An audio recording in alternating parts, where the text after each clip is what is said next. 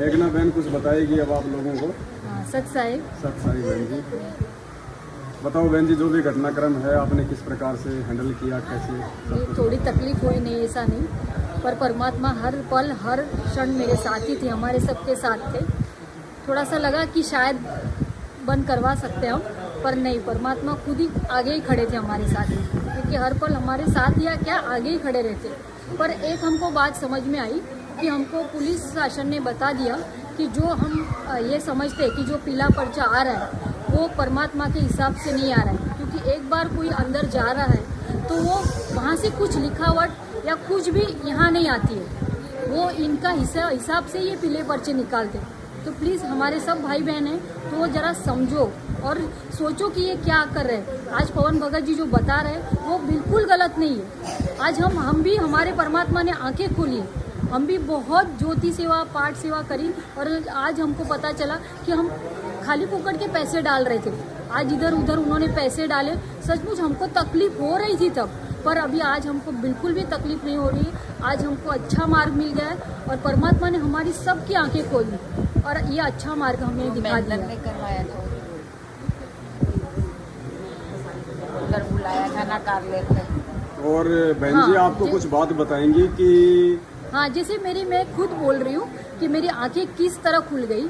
जैसे मैं वाशी से रहती हूँ, वाशी नवी मुंबई में, और अचानक एक बार जैसे अभी 1 साल होने को आया, जैसे अपने गुरुजी के भाई महेंद्र भगत जी और देशराज भगत जी ये कार्लेर नामदान केंद्र पे आए थे और हमको बुलाया था कि जो कोई दृढ़ भगत हो तो वो यहाँ पे आ जाए, क्योंकि हमको क्या षड्यंत्र करने के लिए बुलाया था कि पवन भगत जी से हम जैसे बात करेंगे और उसके बाद उनको बोलेंगे कि हमको पैसे आपको देने, कि हम अभी आप जो खुद पवन भगत जी बोल रहे हैं कि उनको पैसे नहीं देने, तो जैसे हम बोलेंगे पवन भगत जी को अभी हमारी दान जो हम दे रहे दशवांश वो आपको दे रहे तो हम कैसे दें, तो आपका जो अकाउंट नंबर है वो हमको दे दो।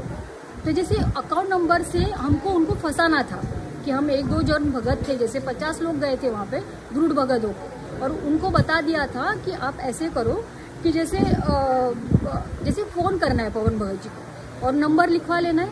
और देशराज भगत जी ने तो डायरेक्ट बोल दिया था कि सूरज ऐसे करना कि जैसे अपने इधर से भी पैसे दे दो, भक्तों की नहीं, अपने जो अपने दिए ना 1000 रुपए दे के इसको वहाँ पे उसके डाल दो। अच्छा, मतलब भक्तों को पैसे दे दो नामदान के अंदर से, हाँ, वो पवन के खाते में डाल दो, हाँ, और उसके बाद उसको फंसाना है कि हमसे दान के पैसे लूटता है। हाँ, और उसी हिसाब से फिर पवन भगत जी को अंदर डाल देंगे, ऐसा सोचा था। फिर तब मैंने सोचा मतलब ऐसे कैसे, हम परमात्मा तो हमको कुछ ये सिखाते नहीं है। जब घर आई और मैंने सोचा देखो तो सही, पवन भगत जी देखा तो था, पता था, पर परमात्मा ने बोल के रखा था जैसे कि गुरुदेव ये देखना नहीं है तो नहीं देखते थे, चलो जाने तो होगा कुछ, तो मालिक के मुंह से निकला था तो सोचा था कि नहीं करेंगे नहीं देखेंगे, पर सोचूं तो मिलो देखो तो सही। फिर फेसबुक चालू किया मैंने और देखा तो एक माई से शायद पवन भगत जी बात कर रहे थे, तब देखा तो अरे अलग ही कुछ बात थी, पवन भगत जी कुछ अलग ही बता रहे, जैसे जो हम ध्यान नहीं दे रहे थे। ज़्यादातर हम पुस्तक सेवा और ज्योति सेवा पाठ सेवा में ही डटे रहे थे, न कुछ हमको कुछ ज्ञान नहीं। आज नाम दीक्षा लेने जाते हैं तो उनको कुछ नहीं बताते, न उनका पूरा वो बोलते कि अरे परमात्मा का ज्ञान समझो और उसके बाद यहाँ पे आओ। नाम दीक्षा परमात्मा ने क्या बोला कि मुझे देखो, आप सुनो पहले और बाद में मेरे पास आओ, और बाद में अग्रम बग्रम नहीं होनी चाहिए। फिर उसके बाद मैंने सोचा ये तो कुछ अलग ही दिख रहा है। फिर मैंने अचानक फेसबुक पे एक मैसेज आ गया, किसी बहन ने शायद लिखा होगा कि पवन भाई आप ऐसे से सतर्क हो जाओ, आपके हिसाब से कोई तो षड्यंत्र कर रहा है। तो मैंने वो पढ़ा और हमारे कोऑर्डिनेटर है उनको भेजा, उनकी वाइफ को भेजा, अरे मिलो अभी हमको फ़ोन करने की ज़रूरत नहीं है, और चुन के रखा था कि 5-5 सदस्य एक दिन फ़ोन करेंगे।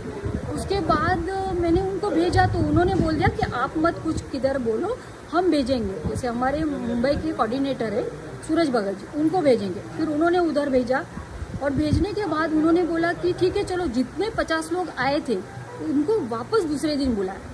तो मैंने सोचा अरे दूसरे दिन नहीं माई चलो, अपने को अभी जाना है, अपने को वापस बुलाया। तो मैंने बोला अरे एक दिन अभी मैं भी जॉब करती थी, बोले और मुझे बार बार तो छुट्टी नहीं मिल सकती है। तो मैंने बोला मैं नहीं आऊँगी, क्योंकि मैंने ही अभी देखा है, मिलो अरे पवन भगत जी को फ़ोन करने का अभी ज़रूरत ही नहीं, क्योंकि वो नहीं उठाएंगे अपने फ़ोन।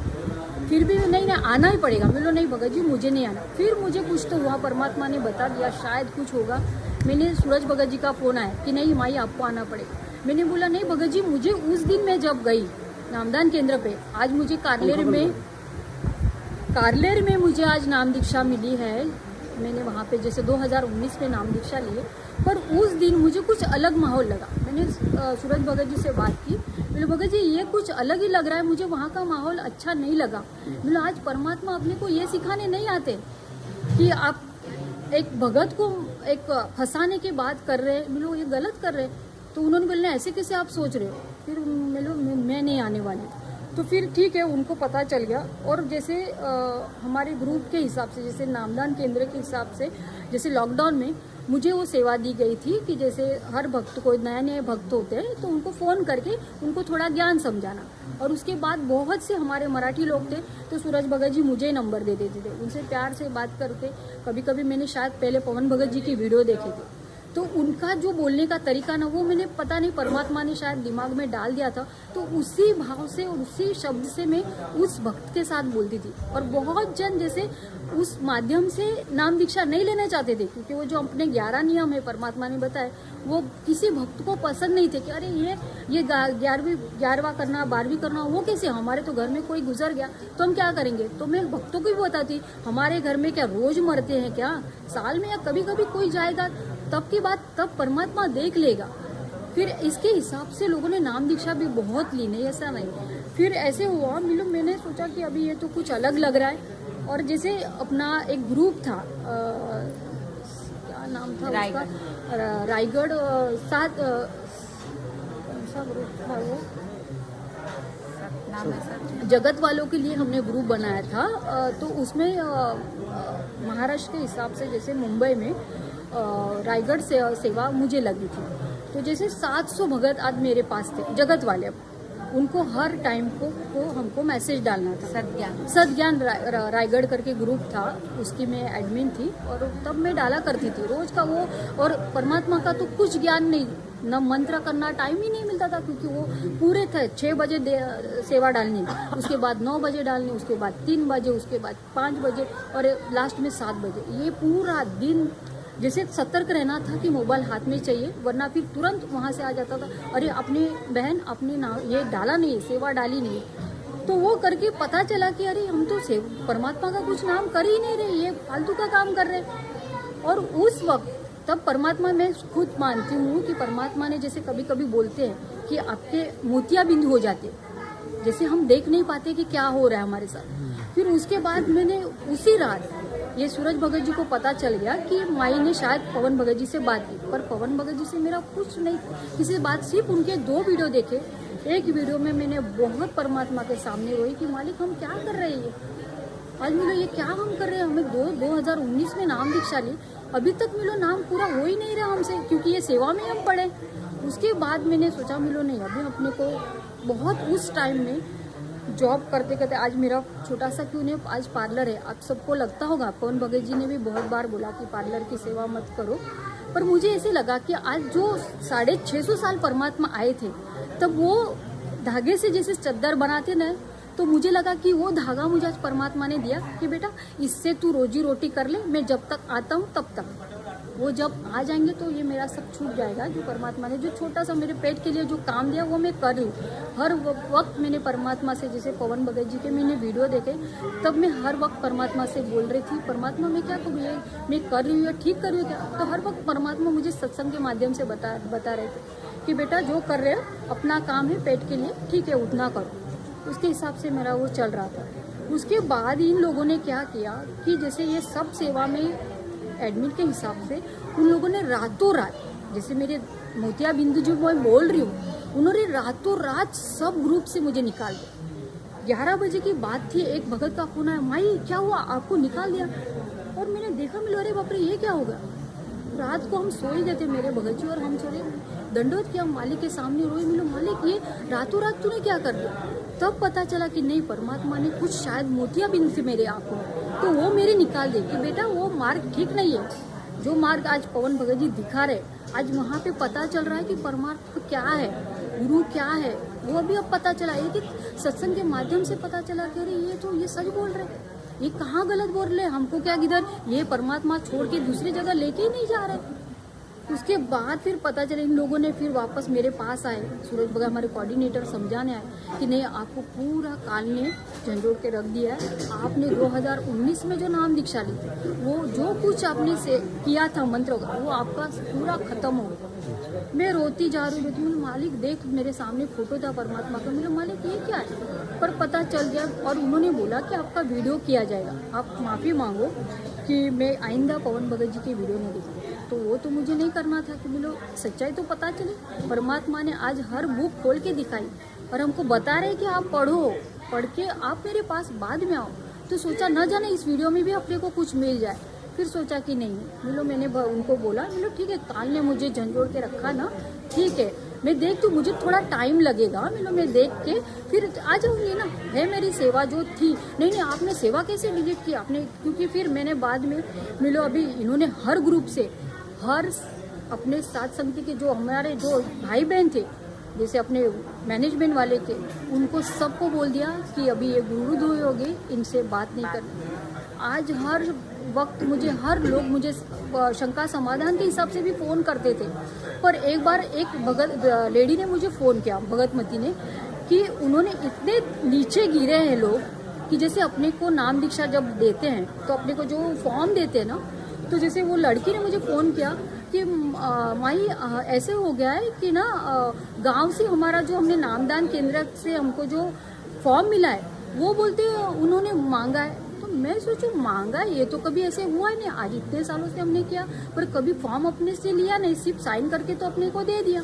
बोले मांग क्यों रहे? तब मुझे पता चला कि शायद ये इनके ये खोटे कर्म कर रहे कि मुझसे डरा के कि वो फॉर्म छीन रहे। मैंने परमात्मा से अरदास से मालिक अभी मुझे तू मिल गया, मुझे ये फॉर्म ये चिट्ठोरे से कुछ लेना देना चाहिए तो कभी भी तू ले सकता है। मैंने वो मेरे घर पे था, मैंने वो पार्लर में ला के रखा, क्योंकि मुझे पता था लोग घर में तो हम दोनों ने नाम दीक्षा लिए, बाकी हम 8 सदस्य हैं घर में, मेरे बेटे ने भी नाम दीक्षा नहीं ली थी। तो मैं चल पार्लर में ये पक्का आएंगे। बहुत जन लोग आए मुझे समझाने कि आप गलत करो, ये वो गलत है, वो फंसाता है, ऐसा बहुत बोला, और आप ये सब छोड़ दो और आप इस वापस से इस मार्ग में आ जाओ और गुरुजी से अरदास लगाओ कि मैं वापस से ये पवन भगत जी की वीडियो नहीं देखूँ। फिर मैंने सोचा नहीं मुझे टाइम थोड़ा लगेगा, मुझे तुरंत तो मैं बोलो आपने रातों रात ही मेरे ऑपरेशन कर दिया परमात्मा ने मोतियाबिंद, तो मैं अभी तुरंत तो नहीं है ये मार्ग में आऊँ, थोड़ा मुझे सोचना पड़ेगा, देखूंगी मैं। परमात्मा ने जो बोला ना खोल खोल के जो बुक दिखाई, वैसे अभी खोल खोल के वीडियो भी बताए परमात्मा ने कि देखो किसी के माध्यम से आज पवन भगत जी जो कर रहे हैं उसी माध्यम से आज मैंने देखा और पता चला कि ये कुछ गलत चल रहा है इनका। और फिर उसके बाद फिर मैंने वो रास्ता छोड़ दिया।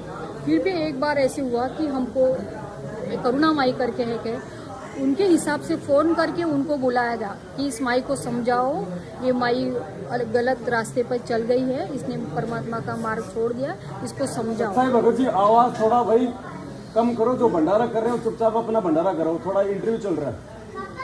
फिर उसके बाद करुणा माई हमेशा समझाती अरे नेहा छोड़, ये नहीं ऐसा नहीं है। फिर मैंने सोचा नहीं माई को भी मैंने बहुत सफर किया, माई ध्यान देना, हमारे ज्योति के हर महीने के पैसे, अभी मैं बोलना नहीं चाहती हूँ, पर ज्योति के हर वक्त पैसे करुणा माई ने भी बहुत पैसे का दान किया है, पर वो उसके जब देते थे ना दान तो अलग है। और तब मुझे कब पता चला, अरे लॉकडाउन हो गया था, हाँ 4-4 महीने लोग घर पे बैठे थे, और परमात्मा अपना कैसे बोल सकता है कि 4 महीने के बाद वापस बोल सकता है कि अरे सेवा करो, पाठ प्रकाश करो। अरे लोगों को खाने के लिए पैसे नहीं, और अपना परमात्मा आपने कैसे पैसे मांगेगा। तब पता चला कि नहीं ये कुछ अलग हो रहा है इनसे, ये कुछ गलत ही कर रहे हैं। और फिर भी दिया, 4 महीने मैं भी घर पे थी, पूरा परिवार घर पे था, फिर भी नहीं लगा नहीं परमात्मा को अपने को देना। बैंक से निकाल के 15,000 का पाठ प्रकाश किया, और उस वक्त जो प्रसाद आया, हाँ एक प्रसाद की भी बात बताती हूँ, जैसे अपने सब भक्तों को मैं बता रही हूँ। अपने को क्या लगता है कि हरियाणा से प्रसाद आ रहा है जो पाठ प्रकाश उधर कर रहे हैं भिवानी में या रोहतक आश्रम में, पर वहाँ से कुछ काजू बादाम पिस्ते आते हैं वो मुझे नहीं पता, पर नारियल तो जो हमारे मुंबई के हिसाब से यहाँ से ही खरीदते थे। यहाँ से ही खरीदते थे, परमात्मा के यहाँ रखते थे। पहुँच पाँच के हमने खुद वो सेवा की है कि पहुँच के जो छिलके बिलके कुछ नारियल के रहते थे वो साफ सुथरा करके परमात्मा के दरबार पे रखते थे, और उसके बाद हम एक थैली में भर के फिर वो हर घर में, जैसे 15,000 जिसने लिए उसको वो एकदम, और हमको लगता था कि ये परमात्मा हरियाणा से आए। वो उस वक्त का जो प्रसाद था, पता नहीं परमात्मा का कुछ तो थी लीला, पर मैं नहीं खा पाई क्योंकि वो अलग ही लगा कि नहीं ये कुछ तो अलग है, नहीं खा ही नहीं पाई। परमात्मा ने नहीं खिलाया। आज तक भी वो नारियल मेरे पास वैसे ही पड़ा है। बोलो ठीक है, विसर्जन करूँगी। उसके बाद फिर अभी तो अच्छे ही चल रहे, परमात्मा ने अच्छे मार्ग पे दिखा दिया है सब कुछ। अब तो आप सात संगति से जुड़ चुकी अभी हैं। सात संगीत से जुड़ के 1 साल हो गया मुझे। अब कैसा अब महसूस हो रहा है सात नहीं संगति से? बहुत ही अच्छा हो रहा है, बहुत अच्छा कि आज पता चला कि परमात्मा आ चुके अपने यहाँ। और ये लोग जो हमारे रायगढ़ के कोऑर्डिनेटर है वो मुझे बोल रहे हैं, अरे आपको फिर सारनाम कैसे मिले? नहीं, परमात्मा आके देंगे ना। अरे वो नहीं आएंगे तो अरे आपको उनको पता है उनको सजा कैसी मिली, जन्म की मिली।